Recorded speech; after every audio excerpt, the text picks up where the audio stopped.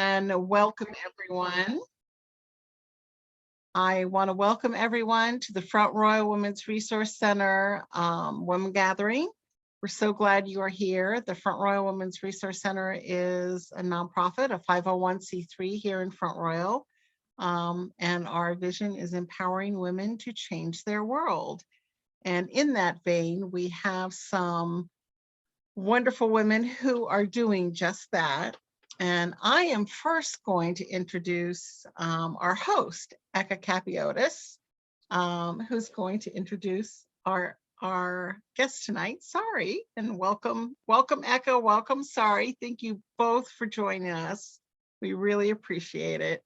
And I just want to get back to the amazing women that you are. Eka has her own dream weaving way. She's a practitioner of so many things. She's a body worker. She's, well, a dream weaver on many levels. You know, she works with nature so closely. And so I know that Sari is a really special person to have here tonight. So I'm not going to waste too much time here. I just want to, say take it away, Eka, introduce Sari, and let's start with our wonderful program. All right. Thank you so much, Barbara. And that's what happens when you have a lot of curiosity and you live long enough. You end up with a lot of things. So thank you very much. And Sari, I am really excited that you're here. Like Barbara said, I'm definitely all about nature. And so especially excited to have you here. And thank you for being here. Your organization is Sustainability Matters. And I have to say, I was just reading your bio again, and you have the most interesting bio. I've most fun and creative. So I love it. And part of it is you say you eat your groundhog's leftover vegetables. We'll have to find out more about that. So why don't you go ahead and unmute yourself? Thank you. And welcome. Thank you. And Eka and Barbara, thank you both so much for having me here. And also to Paula, whom I know helped organize this. It's a lot of fun for me to be able to speak to a group, an organization that is specifically focused on women. Sustainability Matters is very much women driven, not necessarily as a conscious choice originally, but this is kind of what's happened. And originally we had a lot of women who were interested in what we were doing and who really wanted, instead of just to be talking about change, to be out there making change happen with other people and building a community and in a very concrete way. And we are in the process of building a new website. And I was talking just a few hours ago with our communications director about the volunteering page. And I said, because we put on some pictures that we felt really captured the spirit of the organization. There weren't any men in the larger pictures. And I said, are there too many women? Are guys going to feel like they're not welcome here? And Sonia, our communications director, said, so what? There's some of them in the pictures in the carousel, but we are mostly women. And so it's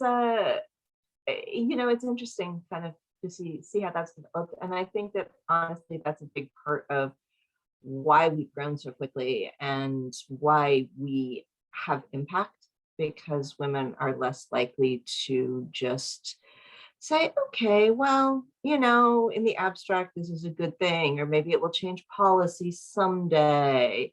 We want to see it happen. We want to make it happen. We want better things for our children and our children's children than what we see happening, right? Yep, absolutely. Yeah. So tell us about Sustainability Matters. Well, we are an environmental conservation nonprofit. We're very young.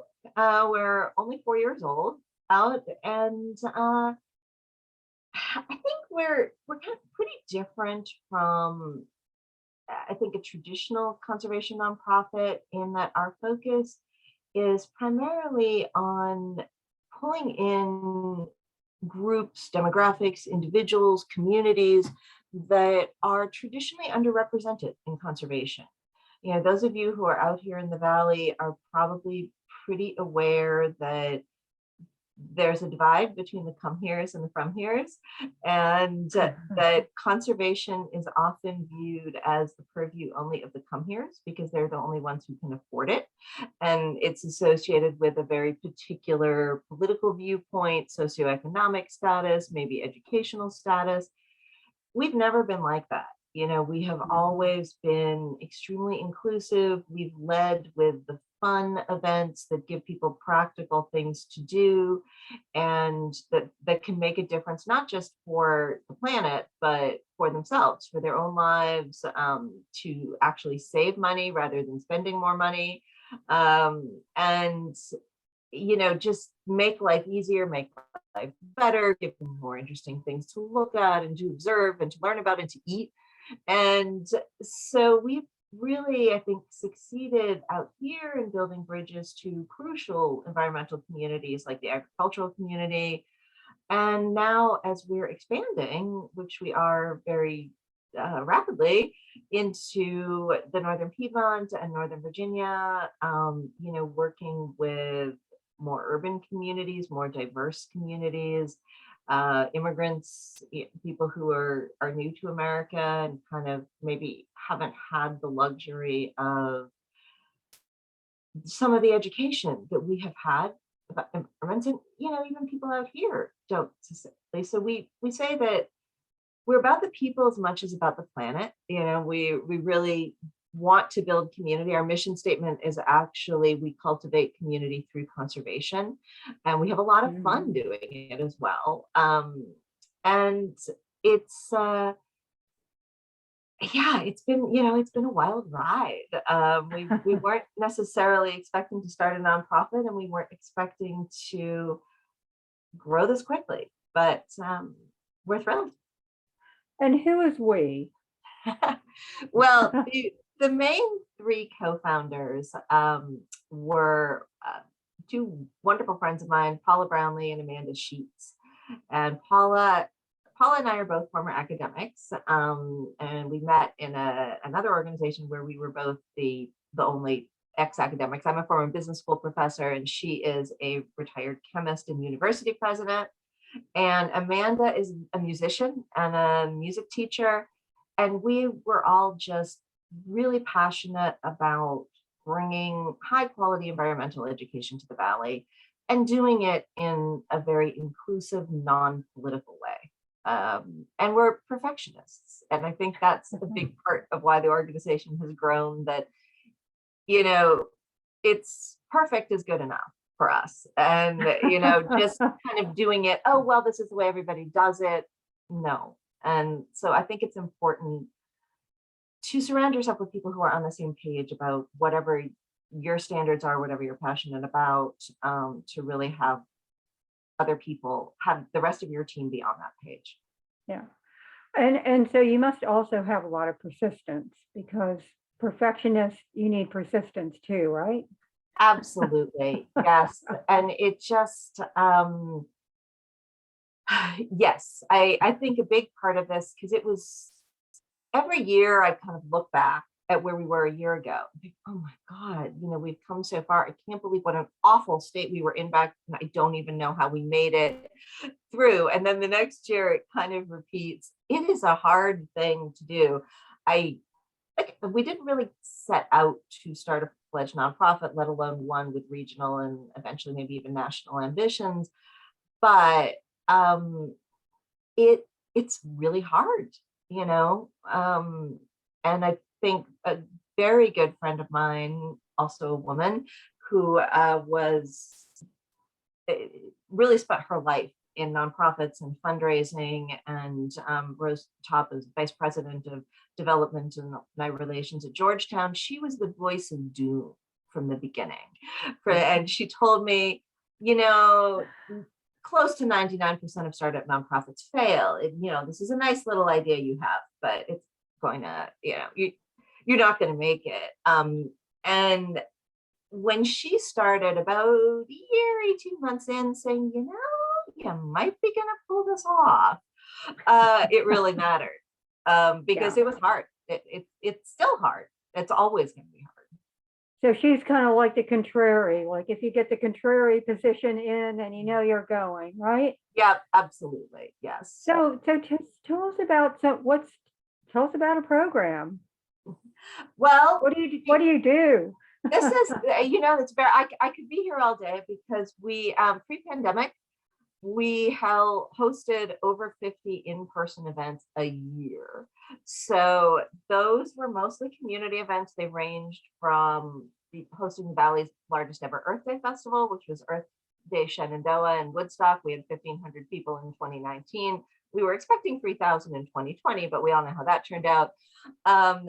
To a lot of small workshops that we did at farms, at the State Arboretum, which remains one of our closest partners, at JMU's Arboretum down in Harrisonburg, networking programs, educating people on everything from converting your lawn into something more eco-friendly to local food sourcing, growing your own food, recycling. Then the pandemic hit. And so like everybody else, we pivoted.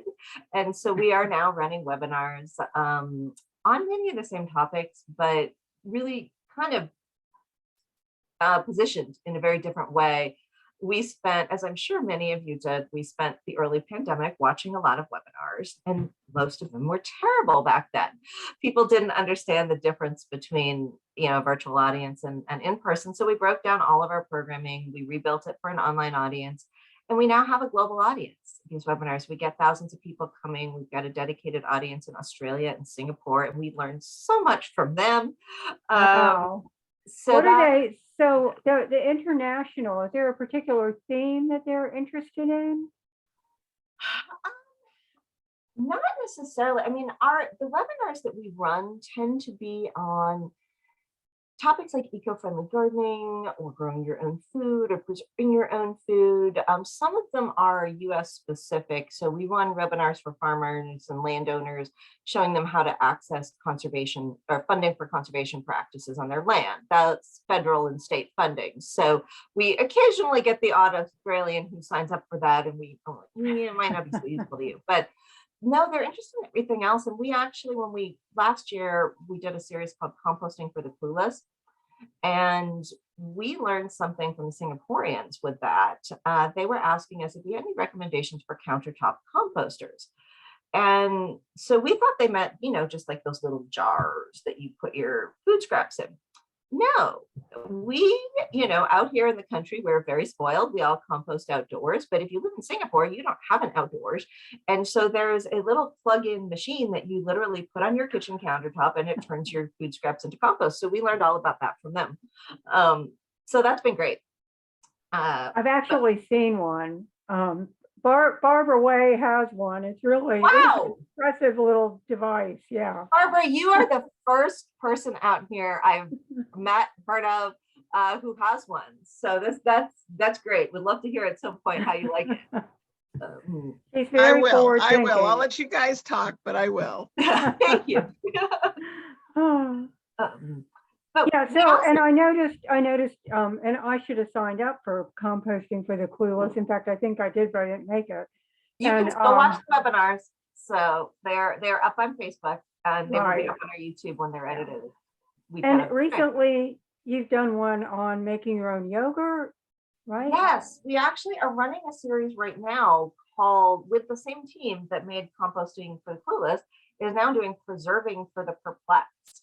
And these are both series were funded by grants from the Virginia Department of Environmental Quality, because they are gardening and preserving webinars, yes, but they are also zero waste webinars. The idea is to keep the food scraps out of the landfill, or in the case of this year's series, Preserving for the Perplexed, it's really to get people to start thinking about not buying single-use containers. So yogurt, comes in number 5 plastic most of the time. Number 5 plastic is no longer accepted for recycling anywhere around here.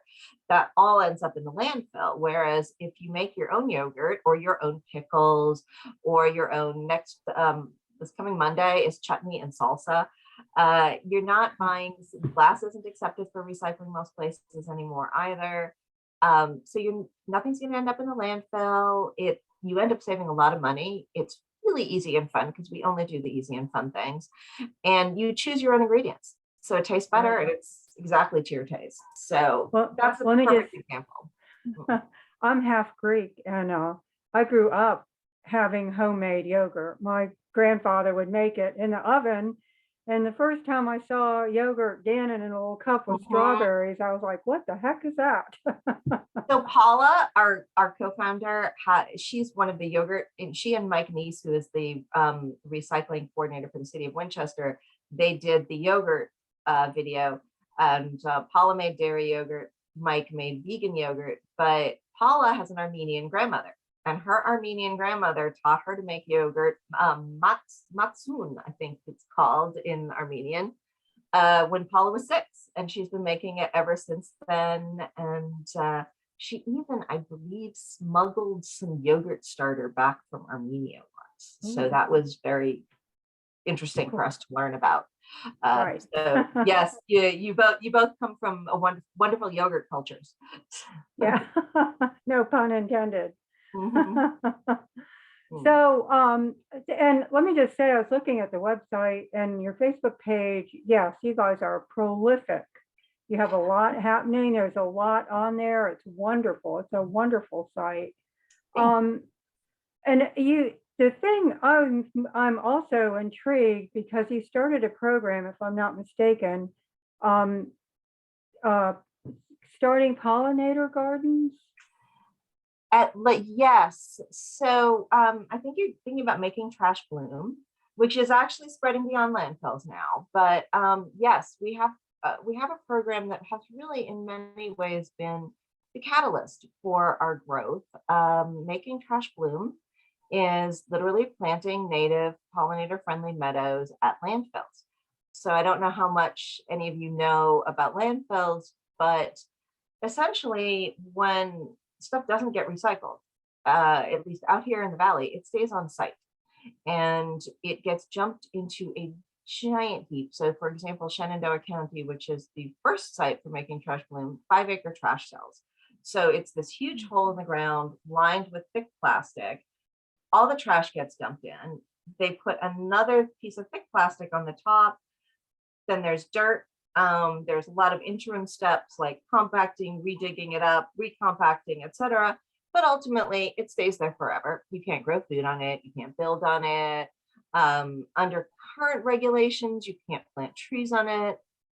It's useless land. And what do they plant it with? The most useless crop, America's largest crop, turf grass. So turf grass, which is what's in your lawn, if you have one, is actually America's largest crop. 3 times as many acres are covered with turf grass as with corn, which is the second largest crop, and you can eat corn. But the grass it's not native, it's mostly invasive. It creates no habitat for insects or birds or wildlife, especially since it's always mowed so short. It's a huge time sink for you. Fossil fuel sink. Doesn't provide much erosion control. Native perennials provide far better erosion control, which is something that is pretty important when you've got 5 acres of toxic waste just sitting there and you don't want whatever's on top of it to erode. So I proposed this to the Shenandoah County landfill. They were pretty skeptical in the beginning, but they let us put in a pilot plot. We put it in late 2019. We had a party at the landfill to involve the community. So everybody in the county came and sowed seeds and kind of developed some ownership in the pilot plot. And then the world fell apart in 2020. There wasn't much to do. So what everybody in Shenandoah County calls the flower plot at the dump became a pandemic destination. And so if you go to our website, there's a video on the page or on our YouTube, there's a Making Trash Bloom video that kind of shows you the first year. it shows you really the impact that it had on all kinds of people who've never been to the state arboretum, never had any environmental education, but out here in a rural area with no trash pickup, they all go to the landfill. And so 100,000 cars rolled past that pilot plot per year. And people got excited. We put up a big interpretive sign with pictures of all of the different plants and illustration, and people would come and identify what was blooming. And then they'd come back a month later with the kids and identify what was blooming then. So the year later, we started actually doing in-person programs at the landfill, educational programs and associated webinars. And this year, Making Trash Bloom is spreading to 2 new landfills, very different areas. Fairfax County, the largest landfill, the largest community in the United States, in Virginia, and Rappahannock County, which is even smaller than Shenandoah. And it's also a project that's attracted national interest and national funders who are hoping to take it, scale it up nationally eventually, which is going to be a very long, difficult process. But we're testing different seed mixes. We're testing different planting techniques because it's a lot harder to plant. You usually get between 1 foot and 2 feet of dirt on top of the plastic liner, on top of the trash. So it's way more challenging just planting in the ground when the roots can go wherever they like. So, there are going to be plants that fail. There are going to be planting techniques that fail. And we're starting in small spaces in all of these landfills to really make sure we get the right mix before we try to do what, for example, Rappahannock County wants to do eventually and convert their entire site into an eco-friendly public park. Cool. So, and you are doing it in such a way that you're creating it as a study, right? So you're Yes. documenting everything and. Absolutely. We have multiple scientific partners on it now. So we're actually partnering with our old friends from Blandy from the State Arboretum. They and Ernst Seed, which is the biggest purveyor of native seeds east of the Mississippi, are helping us come up with the seed mixes and decide how to test and how to structure it scientifically. And we have a wonderful partnership that we've developed in the last year with Mountain Vista Governor School as well. They are very much an ecology focused school, and the students have been coming out and actually performing scientific monitoring of biodiversity and other aspects at both the Shenandoah and the Rappahannock site. So there's a lot of before and after. They're measuring on a regular basis. And we now have our own science team. Our volunteers have stepped up and are bringing this on. And we have a scientific programs coordinator, Hannah Beeman, who found us through Mountain Vista Governor School, where she is also the ecology teacher. So we're thrilled. Yes. Hannah's essentially teaching the science team to do scientific measurement. There's from scratch, and how do you do this? How do you document it so that it is valid, so that it's comparable across sites and across weeks and across times? And the science team is also going to be embarking on an associated project actually with the Shenandoah County landfill. They have, like most landfills, a lot of open areas that they just mow, just meadow areas that aren't trash cells. They also have a wonderful milkweed seed bank, which milkweed is an essential native plant for monarch butterflies, which are extremely threatened. Usually they mow the milkweed at the wrong times for monarchs, and it's just monarch Armageddon. But which, honestly, a lot of farmers do, a lot of landowners do. But the landfill has agreed to mow, to come up with a schedule with us of eco-friendly mowing for monarchs. And so that's something that the science team is actually documenting so that we make sure that we get them the optimal schedule. They'll be documenting this summer what insects are there, what the frequency of their occurrence is, what the good plants, what the bad plants are. And then you have to kind of optimize across all of these variables to come up with the best schedule. Excellent. That is, it's really impressive. And it's wonderful that you're doing it in such a way that it is replicable, that you're creating it so it can spread. I mean, fantastic. I just thought that was the coolest. So I'm gonna see if there are any questions, and somebody wanted to know if your seed mix will be available to purchase. What a good idea. So far we do not have a definitive seed mix. This is what we are testing. Every single site has different seed mixes. And Rappahannock, for example, is having 3 seed mixes, 1 on each pilot plot. So it's there isn't a definitive seed mix yet. And one of the things that we're discovering about landfills is that it's not as generalizable as you would think. It really depends not only on what type of soil they have, but how much soil, because they cap with different heights of soil, and what the capping mechanism is. So, but the idea eventually is to have these mixes generalizable. I'm sure that, at some point, Ernst, which is a sponsor of the project, would love to have a making trash balloon seed mix, and that they could sell to landfills and hopefully give us a nice cut. Yeah, absolutely. Okay, cool. I think that's just the greatest. I did want to open it to Liz says it's a great example that change is possible. I'm going to read one more. Liz said she spent a couple of years living in Germany. They've worked hard to create a more sustainable culture, banning various pesticides, a huge recycling program, wind power, and electric mail vehicles. They've also banned diesel engines. It's a great example of how a large country can adjust their practices and embed sustainability into their culture. It is. Yeah. And I think that as more people wake up to the necessity of this, and I think it's really great the way that you make it fun.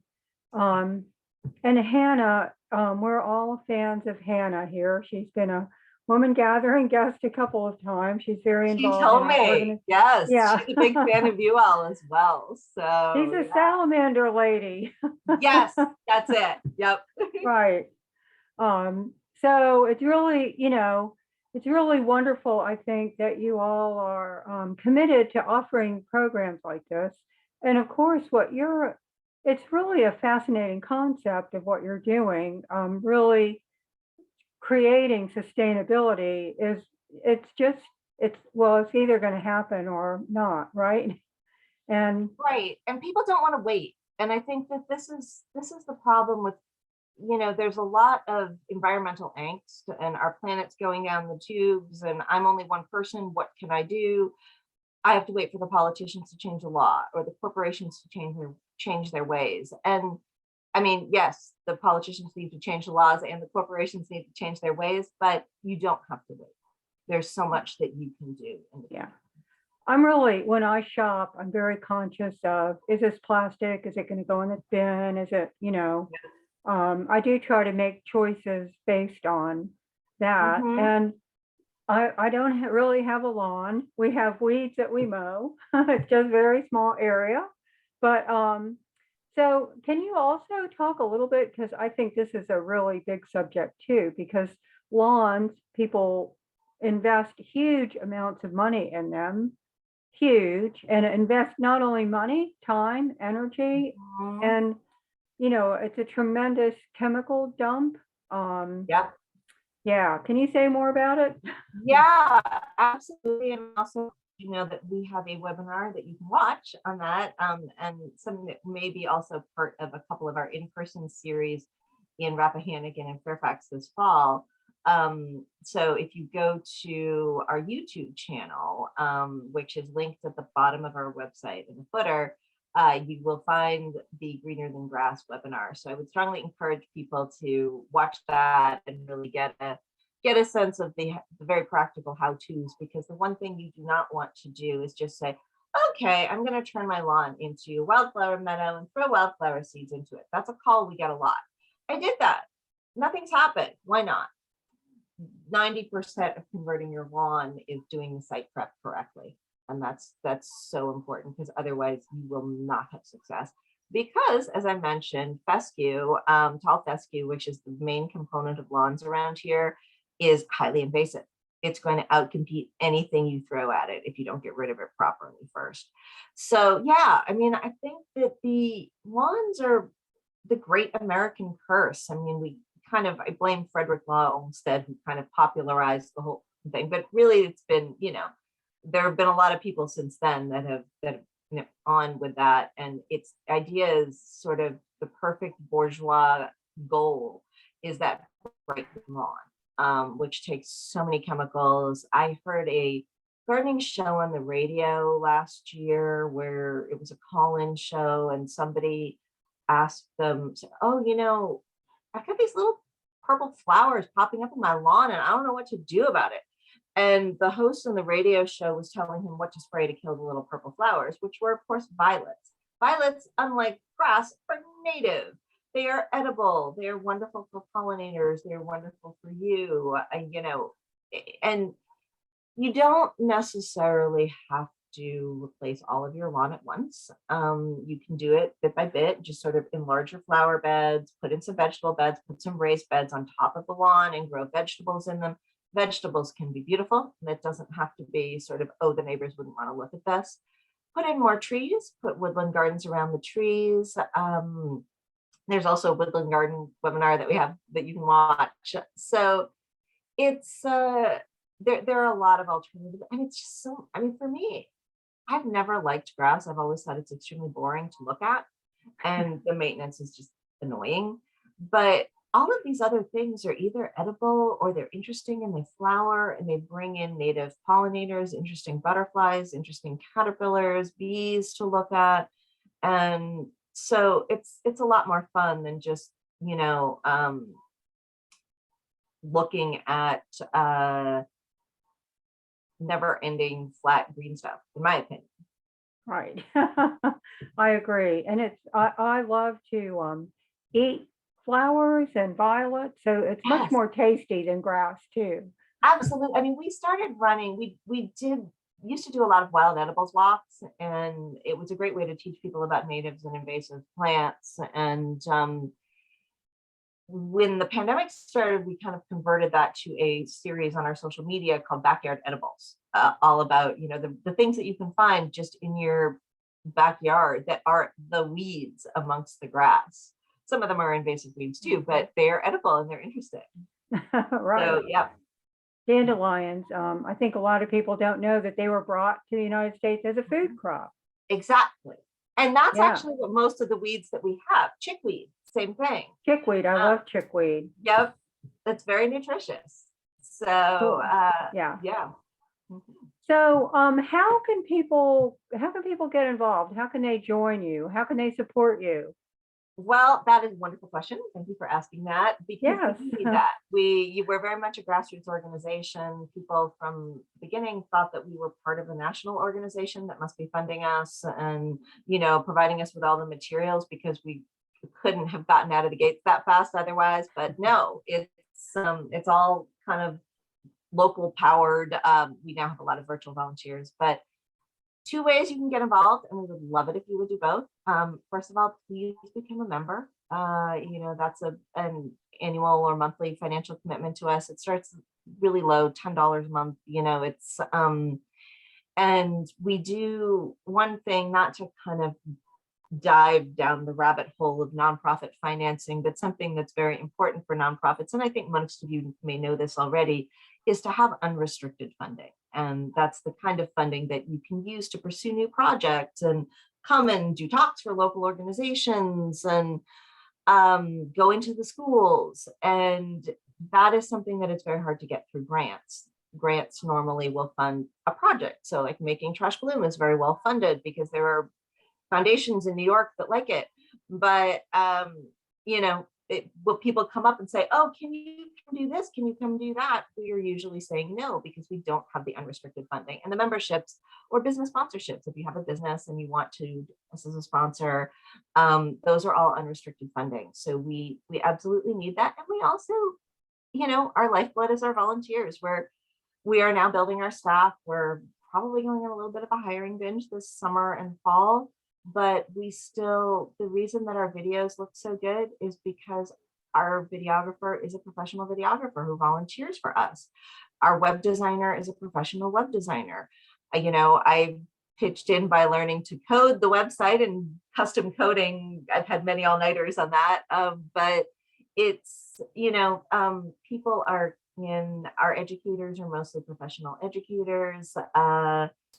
But we also have, even if you don't have particular skills in that area, the Zoom teamers that run our webinars. When there's 500 plus screens on a webinar, you need people to wrangle the Q&A, and the Zoom teamers do that. They are amazing. You don't have to leave your house. You don't have to know anything other than basic Zoom etiquette. We train you. The science team, get involved. The science team is just starting up. In fact, if anybody wants to join the science team, Hannah is doing her second training this Saturday. So this is a chance to spend time with Hannah, spend time at a beautiful landfill, and contribute to a wonderful project. So that's something that that we need at the moment as well. On the volunteer page on our website, there's a volunteer interest form that kind of gives you a sense of and information about what kind of volunteer opportunities we have. If anybody has particular nonprofit management skills, fundraising skills, organizing. All are welcome. Yeah. Oh, that's great. Okay. Well, wonderful. And I know Tina has posted a bunch of links both here, and I think they'll show up on Facebook too.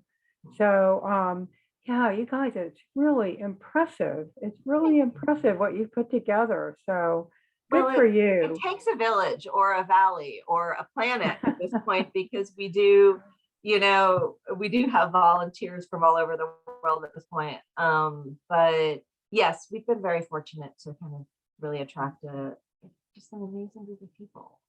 You're a hardworking perfectionist, I think, huh? Yes, they are. And it's, and I actually said to our videographer once, I'm probably your most annoying client, because I'm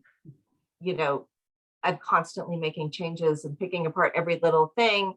And also the only one who doesn't pay. Why are you even doing? She's like, I know, but I guess I'm kind of the same way. And it's so, yes. And she's had videos go viral because of us. So it works. But. That's great. Well, I do want to come back to this whole groundhog, that you eat your groundhog vegetables, and you also which leaves me, have a clowder of feral cats. I actually did have to look that one up. Collective noun for cats. Yes, that's what they are. It sure is. And we a have rescue. A spokescat. One of them is the Sustainability Matters spokescat. He started as social media clickbait. We joined Facebook right after the algorithm changed in 2018, and it was impossible for organizations as opposed to individuals to get followers without paying. We didn't have the funding to pay. So we started sticking cat pictures up all over the place. And then one of our volunteers decided he was the official spokescat. And he now has his own Twitter account. He appears regularly in local newspapers. The Northern Virginia Daily did a profile on him last year. He's just been in the Courier again. And so he's been in Washington Gardener magazine. He has an ego to match, but it's, it's fun. And I think that's a kind of, we actually were talking today about writing up a job description for a position that we're going to be hiring for soon. And we may really put the sentence in there, if you have to ask whether we really need the spokescat, this is not the job for you. It won't fit in. So, yeah. And I think that's really part of the, you have part of the charm of what you're doing. I mean, you're so professional, things are so well done, you're so prolific, and you're funny and lighthearted about it, because this is really, it's serious stuff, That's what we try to do. Yeah. And it's just, and there, honestly, for me personally, there are times like in the shower, when I'm driving somewhere, when I think about, okay, the realities of climate change, the realities of the planet, is anything that I'm doing, that I'm teaching people to do, really making a difference. But I know what won't help is my just becoming incredibly depressed about it and not doing anything and being paralyzed. So, we do what we can, and we get the impact. And I think that, people, if somebody comes and watches our yogurt video because they want to learn to make yogurt, and then they start thinking about plastic and doing what you do, Eka, and you're in the supermarket looking at what the number is of the plastic. By the way, the only ones that are recyclable are 1 and 2. And so, that's maybe helping to save the planet a little bit, and more people doing that maybe we'll get us there. It's kind of horrifying if you really think about, I just ate this yogurt and this, excuse me, and this cup is going to live forever in my community. It will be here forever. I mean, it's just kind of a thought. But anyway, is there something that you would like our viewers to take home? Is there a message that you'd like for them to take home? I think, just kind of our core messaging is you can make a difference. It doesn't have to be hard. It definitely can be fun. It doesn't have to be expensive. It can probably save you money. And you need to tell people about it. You need to tell people not only about sustainability matters, but about what you learn. And I think this for us has been really powerful. So, we had one of our Canadian audience came to the Woodland Gardens webinar, and she asked a lot of good questions about, well, but if I plant these, we have a big problem with squirrels in my neighborhood, and they dig up everything that I plant, and if I plant these things, aren't I going to be pulling in more squirrels? And we said, well, honestly, yes, you are, if you're the only one in your neighborhood doing it. But if everybody is creating this habitat, or most of you are creating this habitat, then the squirrels have a place to go. They're not running out of space anymore. They don't have to eat just your tulips and your natives that you've just planted. And so she's now trying to organize her neighborhood to have everybody plant at least a habitat patch. Excellent. So there's a ripple effect.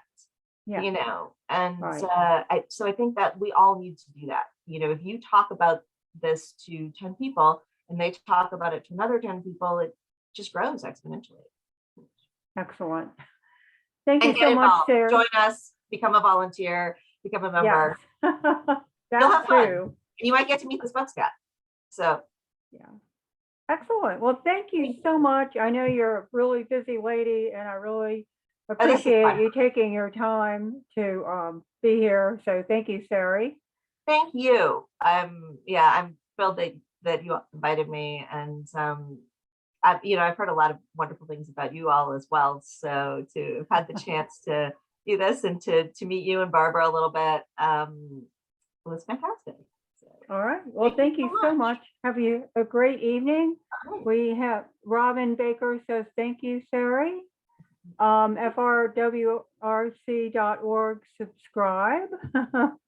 But there's also a lot of links here to sustainabilitymatters.earth, volunteer, become a member, YouTube.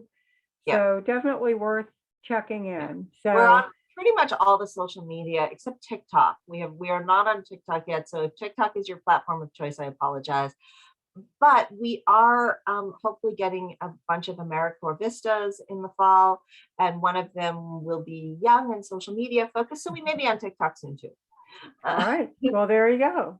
All right. Okay. Thank you so much. I'm going to turn it back over to Barbara. Thank you, Barbara, for giving us this. Thank you, the Front Row Women's Resource Center, for giving us an opportunity to share this as well.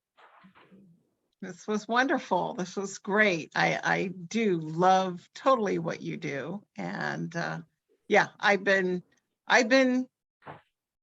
recycling when nobody was. My children can tell you I used to drag my plastic. At that point, the only place when I moved here was at the old animal shelter. Oh, wow. Yeah. I'd have a garage full of plastic and I drag it down there, and I hear you, because I did that. Shenandoah County's plastic baler was broken for last year for about 6 months. My garage was so full of plastic. I had to make multiple trips to the landfill to get rid of it. So yes, I feel you. Yeah. children complained for years, but you know, too bad. I bet they recycle now, you know. Oh I yeah. bet- Oh so, yeah. Yep. Yeah. And now, you know, it just comes second nature to them now. They Mhm. wouldn't think not of, because, you know, they'd have me on them anyway. Exactly. That's it. And I- A little bit of and I- pressure from mom. Yeah. And I do love my food cycler. It's pretty awesome. It's called a food cycler. Vitamix picked it up a few years ago. I bought it before Vitamix had pulled it in, but Vitamix pulled it in, so it's actually in the Vitamix line. And That's it's fabulous. That it is. completely makes sense. That's sort of brand integrity for them. So Yeah. Um, So, you know, you can get it through there, but, you know, I mean, I was doing lots of, you know, composting, and, you know, I don't have the gardens and the support anymore, and I'm getting older, and I'm like, I need an easier way. So this was awesome. And I've told friends in New York about it, because, you know, when you're in an apartment, Mhm. this is the only way to do it. Yeah, and I'm basically a New Yorker. It's where I've spent more of my adult life living than anywhere else. And I'm not sure I would have had the counter space for this, but if it had existed back then and I'd known about it, I might have. It's figured it out. fairly recent. And it is, I'm trying to think how to tell you. It is way smaller than a microwave. Let me put it Oh. that way. Well, that's great. Yeah. It's taller. It's like 2 toaster ovens kind of Okay. stacked on top of each other, maybe not something bad. like that. Yeah, Yeah. it's really pretty compact. Yeah. So Fantastic. That's great. Yeah. Well, I'm very Yeah. glad that, like I said, you're my first local who I know has one. So you could have helped us out at that webinar when even Mike Neese from Winchester, this man knows everything about composting. He used to compost in his living room, not in a machine, but just like in a bucket when he didn't have outdoors. He's a very patient wife, but even I did the buckets. I've done the buckets. Yeah. But let me tell you, in the dead of winter, buckets are not fun. Definitely not. Yeah, but oh well. Well, thank you so much. Thank Thank you for being here and spreading the word. And I hope it just continues to grow, because as Eka says, it's really important work. It really is. We need this. Thank So you. yeah. So thank you. Well, great to meet all of you. Yes. And thank everybody for showing up. And, you know, it will be on YouTube. We will not have a woman gathering next month. July is our dark month, where we don't have any activities. We'll be back in August. So, you know, if you're interested in what we do, I think Tina did put up the subscribe, which is just frwrc.org/subscribe. You can get our e-blast, and we just do our very best in our e-blast to connect us and the community, any kind of things that are going on. So we hope you'll join us too. And I think that's it. Thank you all so much. Everyone have a good evening.